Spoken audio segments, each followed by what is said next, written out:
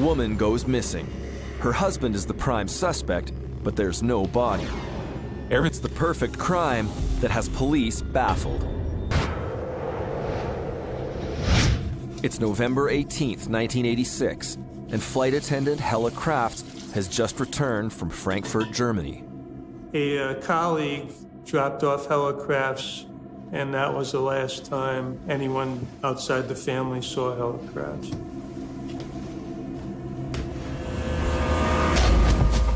The attack is so fast, Hella doesn't have time to scream. She lies bleeding on the floor while her killer watches her die. At the same time, the family nanny makes her own discovery. I was cleaning up in the bedroom, and there was a stain on the carpet. It looked like blood. Richard Crafts had falsely told the nanny and others that it was a kerosene stain. I don't believe that for a second. As the questions mount, a private detective named Keith Mayo begins his own investigation. Unbeknownst to anyone, Hella hired Keith 2.5 months before she disappeared. I want you to follow my husband. Why is that? I think he's cheating on me. And she said, if Richard found out what I was doing, he'd kill me. Hella Crafts discovered some unusual phone numbers, and he traced one number to a woman in New Jersey. Keith digs into Richard's secret life and confirms Hella's suspicions.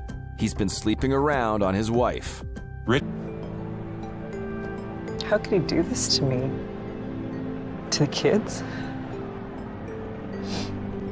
From what Hella told him, Keith is sure that Richard is capable of brutal violence. Keith is desperate to prove there's been foul play. On or about December 1, he told the Newtown police that he knew that Richard Crafts killed Hella Crafts, and they just blew him off. Convinced that Richard is lying, Mayo meets with state law enforcement off the record to get some traction. I got a lost girl. 2 weeks after Hella disappears, police detectives question Richard about his missing wife. We want to talk to you about Mrs. Crafts. Sure. He gave the appearance of being willing to give a statement. He appeared cool, collected, dispassionate, which was his norm. But Richard knows that he's been caught in a lie, so he changes his story. Hella ran off with her boyfriend, some Oriental guy. I don't know where they went to. Why didn't you just say so? A private man. Passed a polygraph. By virtue of all this activity, the state police are working on this case now. They'll handle all the forensics. Authorities are desperate for another lead. On December 26th, armed with a warrant, Lee's forensic team conducts a search of the Crafts residence. Of course, the furniture all rearranged, the carpet is no longer there, so we have to reconstruct the house. The big break in the case comes 6 weeks after Hella goes missing. A snowplow driver tells police a bizarre story about the night of her disappearance. So right around 4 a.m. in the morning, through this blizzard haze, he sees a person who's standing out there operating a wood chipper. The driver who in the wood chipper gave a gesture to him. He said he remembered that. Go ahead, I'm okay. He also notices something else. The man is wearing what he describes as a Mountie hat. Richard Crafts. On January 9th, divers recover a chainsaw from the freezing depths of Lake Zor. The serial numbers had been filed down. The forensic lab was able to restore the serial numbers. E59-21616. I still remember after so many years, 30 years now.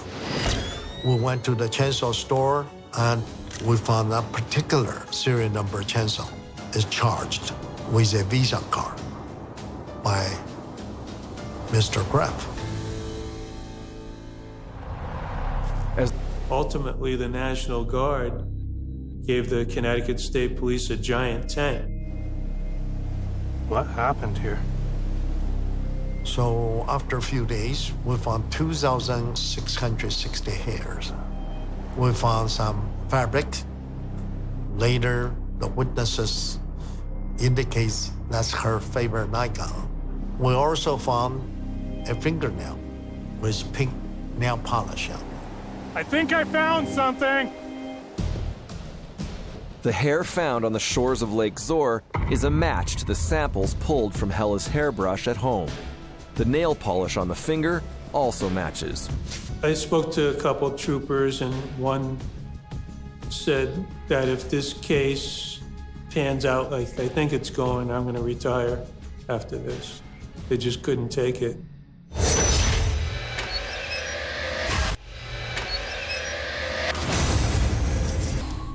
In the wake of the mounting evidence, Richard is arrested on January 13th.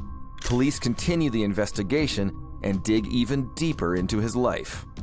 At some point, he came to work for Air America, which was a covert CIA company at the time, and flew aircraft in Southeast Asia. He's a pilot making well over $100,000 in the early 1980s. Yet he takes unpaid or low-paid jobs as an auxiliary police officer. He was once conducting traffic at church, and he got in an argument with a churchgoer and started reaching for his gun, and he was reprimanded. He's a violent whack job with a lot of women who somehow find him attractive. During the investigation, police learned that Richard was involved in a passionate affair, and Hella knew it too. I want a divorce.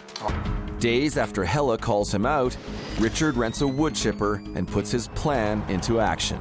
Don't forget, Andrew has his follow-up orthodontist appointment tomorrow. You can still take him, right? Yep.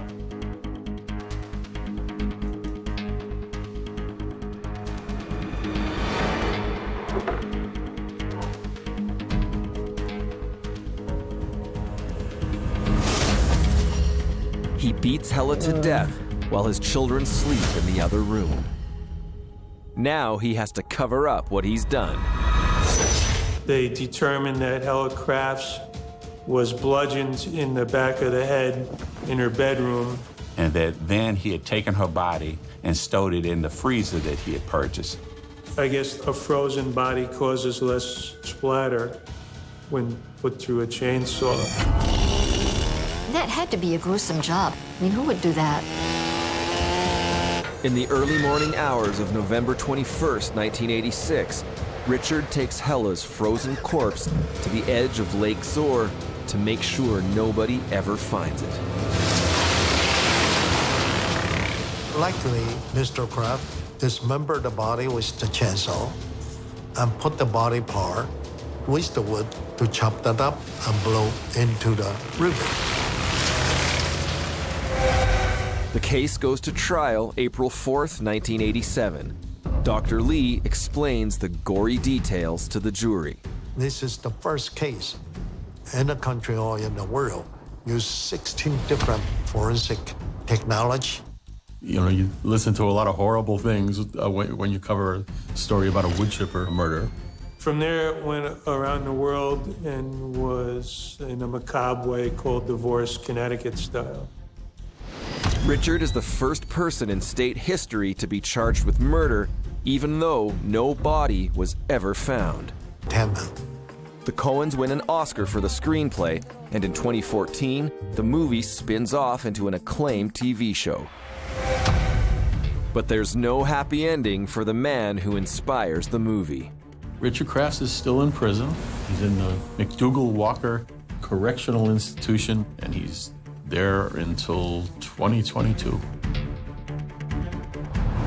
Decades after Hella Crafts goes missing, the world is still fascinated by the horrifying events of the wood chipper murder, thanks in part to the shocking truth of Fargo.